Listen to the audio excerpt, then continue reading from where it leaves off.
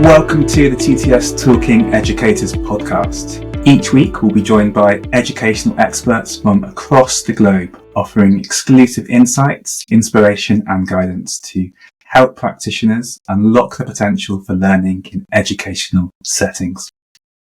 Hello and welcome to this week's TTS Talking Educators podcast. My name is Dr. Shaddai Tembo. I am a senior lecturer at Bath Spa University, an associate lecturer at the Open University and an independent writer, speaker and consultant with critical early years. Now, throughout this series, we'll be discussing a range of topics related to supporting Oracy in primary schools and early year settings, inspiring you with guidance and resources to enhance your practice. This week, I'm delighted to introduce Michael Gardner as today's guest. Welcome to the podcast, Mike. How are you today? I am brilliant. Thank you for having me on this, Shaddai. Brilliant. And before we get started, perhaps you could share a little bit about yourself for our listeners. Sure. So my main hat in Oracy world is I'm the founder of the Oracy Shift. Our goal is to put Oracy really at the centre of education through many different aspects of thought leadership, running CPD, and things like coming on to podcasts like this. In my day job, I'm teaching and learning lead at Maritime Academy Trust, which is a set of 13 primary schools spread across South East London and into Medway and Kent.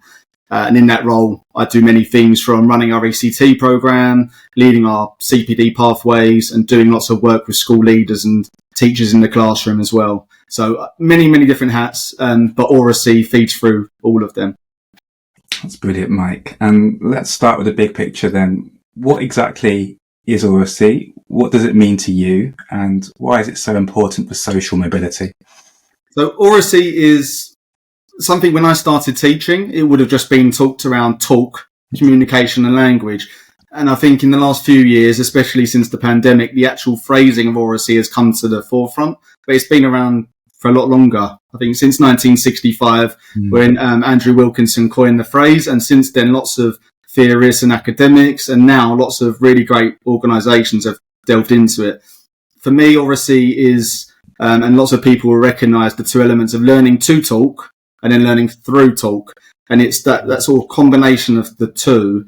And why it's important to me is when I've been working in my base school where I trained in South East London, a very sort of challenging area, lots of high levels of deprivation, many children coming in with English as an additional language. And having taught in that school right from nursery up to year 6, I could see the real impact of having language versus not having it. Whether that's from your home life, from your start in life, not having that vocabulary, that brilliant modelling. So I could really see that in our younger children and see how it impacted them in many ways in terms of, and we will go on to this, their academic ability, but also their well-being, their emotional regulation, their ability to have those sort of social connections. And as I've gone through the years, I've really seen how that can have a real positive effect if we intervene early enough and really, as educators, help them with that language gap. It's a challenge to narrow it, but I think if we start young, even working with parents preschool and going through, we can sort of narrow that gap better and place our children in a really strong position as they move through into secondary education and then hopefully become really well-rounded adults who are able to communicate with each other in a really positive social way. Yeah, absolutely. And it's interesting when you hear the word Oracy because it sounds like quite a fancy term. So I'm interested in what you said about the language gap and the word gap and what does that mean? What does that look like in a classroom? And how can we support that as teachers? Sure. So Oracy covers many different areas of communication. It's not just about speaking. It's about the active listening, the understanding. So if anyone's familiar with Voice 21, I really love their Oracy framework where they cover Oracy in terms of the cognitive side. So how the brain is comprehending and receiving that language. The physical side is really important. Eye contact, gestures, being able to read people's body language. The emotional and social side, which we're seeing a real challenge at the moment, post-pandemic, especially with our younger children who have missed out on those gaps. So it really does affect children. And I mentioned initially around vocabulary, and if you think about the tiers of vocabulary, that tier 2 and tier 3 vocabulary, which we try and give to our children in school, really helps them. A nice example, a bit of a scary example really, is I had a really able child in year 6 who came from a background where their family didn't speak English. They were so articulate, so able. They came onto the Key Stage 2 SATS paper, and afterwards they said to me, they came across the word orchestra. And they said, "What's an orchestra?" And this is a child who is really excelling, but it's just not in their repertoire. It's not culturally a word they would have come across, or linguistically.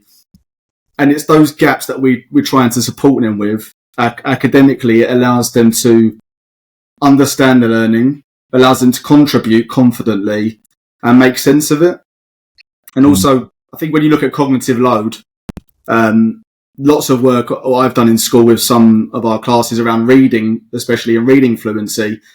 For children to understand what they're reading, they need to be fluent, first of all, in being able to decode and read the words.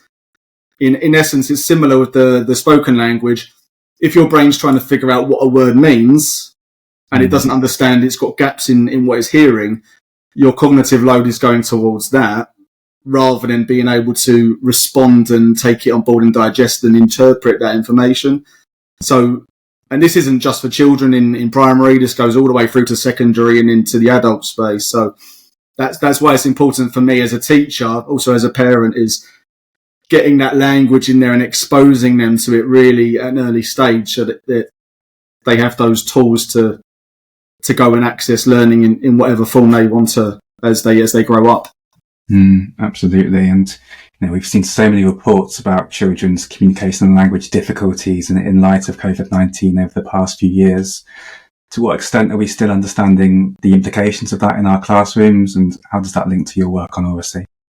So I think the challenges were there pre-COVID. If we look at the impact of screens and social media, and especially for younger children, and then there's this whole movement now, isn't there, around smartphones for younger children and teenagers to sort of come away from that.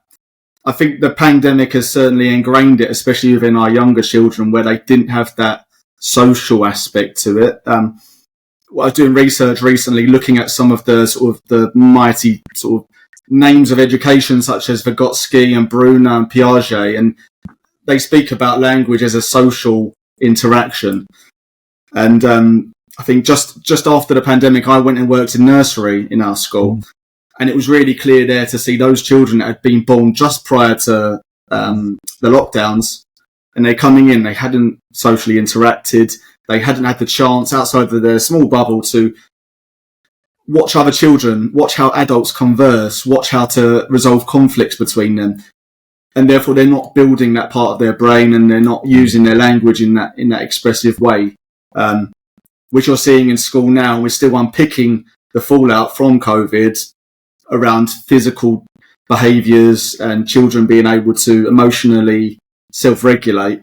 And you can see, if you look at the Education Endowment Foundation, Voice 21, lots of organisations and the government's, the report from the Oracy Education Commission, We Need to Talk, which came out last autumn. They're all pointing to the need for closing these gaps socially, emotionally for our children. It's early days with the research, but I think there's more cohesion now in government, in the DfE, in schools, and with parents, that something needs to change now, so we can avoid a trajectory that we don't want to go down in the long term. Yeah, absolutely. And I'm hearing here what you're saying about how Oracy cuts across all aspects of children's learning and development, and it's therefore something that's fundamental, irrespective of that specific curricular content, for their holistic development in that sense. I'm interested in your take on smartphones, though, because that's something that's quite topical, and lots of teachers, schools, school boards and parents themselves are talking about at the moment. So how are you interpreting the consequences of digital technology on children's Oracy skills from the earliest years? Because we know that earlier and earlier now, children are having more and more access to digital technology.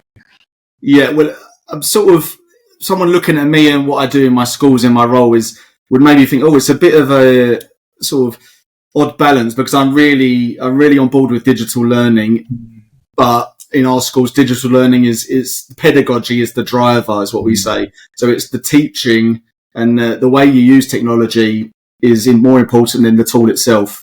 So when people talk about AI is a tool. It's not the way we teach. It's something we use. And I think, for our very young children, that social interaction, that face-to-face with people is really, really important. I was in a class the other day where the children were listening to a story for a video, and I challenged the teacher saying, you need to get the book and you need to read it to them so they could hear the intonation and the expression and see the gestures on your face. So I think sometimes screens can become very passive. But as an advocate for digital learning, I think technology can be really useful in the classroom, and also link in with Oracy. So using it for formative assessment, low stakes quizzes, getting children to, I've seen one school recently where they have a podcast station, just like we're doing now, and the children can go onto the podcast and they can start conversing with a peer, debating, having a dialogue, and then that becomes a digital product that they can celebrate. So I think that digital can be used. We just have to be very careful, especially with the sort of rise of AI, that we don't lose our sight of what we're using the technology for. So whenever I go into a classroom, I'm saying, how much are the learners talking? I think it was John Hattie that did his research, his meta research, and it's 80, even 90% of talking classes are teacher. And I've been there when I was younger. When you start out, you want to talk more because you think they're going to get your knowledge. And actually now it's that role of a facilitator and posing the question and then stepping back, letting them talk. So yeah, it's a tricky balance to have, but if you put pedagogy in the center and why are we doing it, that if everything feeds from that, it makes it easier. And it's interesting what you're saying there about theories of teaching practice and how they've shifted over the years in terms of the level of interaction from the students and the teacher, and what that should look like in nursery settings, schools, and in my own context now in higher education. Since you're saying that, I'm reflecting on it. I'm aware that you've got a new book coming out soon. I'm wondering if those ideas will be touched upon, and what else you're going to look at in relation to that. They will. So it's a bit of a geeky hobby, but I love reading educational books in my own time, and reading lots around Oracy. And lots of the books I were reading were around the strategies, how to use it in the class. What I was really interested in, coming from an area where I was teaching, is around the social mobility aspect of it. So I've taken the journey of a child from birth all the way through to adulthood, and each chapter I'm sort of looking at the advantages that Oracy can give you from birth through to early years, primary, looking at well-being, looking at learning, going through secondary, and then into, getting jobs and accessing the workplace. But then looking at it and contrasting with social mobility for those children that don't have that great start with language, and what the impact can be long-term for those children. So I'm 80% through writing it. I'm hoping to get it done before the summer holidays, so I can then share it. And it involves lots of people's inputs from schools as well, lots of interviews and case studies of great practice where people from charities and schools and parents are supporting this sort of Oracy closing of the gap. So yeah, lots to come on that. I look forward to reading it, and I think for me that bridging of theory and practice is so important insofar as it ensures that we have a real clear, consistent understanding of the work that we're doing in schools, and that work is mapped across different contexts and locations. So yeah, I really look forward to getting into your book and thinking about those theoretical ideas, but how they connect to those practical case studies you'll be introducing. We're coming to the end of this podcast now, and certainly a few of my key takeaways have been around the need to understand Oracy in the broader context of social mobility, particularly what we've seen over the past few years with COVID-19, and even before that with regards to the long-term speech and language challenges that some young children have been having. I think you made a really good point around the pedagogy of digital technology as well, and that's certainly something that I think listeners can take away in terms of how it's used effectively in schools and earlier settings to support young children's Oracy. And thirdly, the theory is also really important. So educators looking to think about Oracy and the ways in which they communicate with young children should be leaning really on theoretical ideas to support their practice in those schooling contexts. So 3 really good key takeaways from this episode. Thanks so much, Mike. Thank you for inviting me. Thank you. I would like to say a huge thank you to our guest Mike for joining us and providing such valuable insights. You've been listening to the TTS Talking Educators podcast with me, Shaddai Tembo, and Mike Gardner. If you've been inspired by our conversation today, don't forget you can sign up via the link in our episode notes to be the first to hear about future episodes and access exclusive follow-up content, including ideas for your settings and links to relevant resources.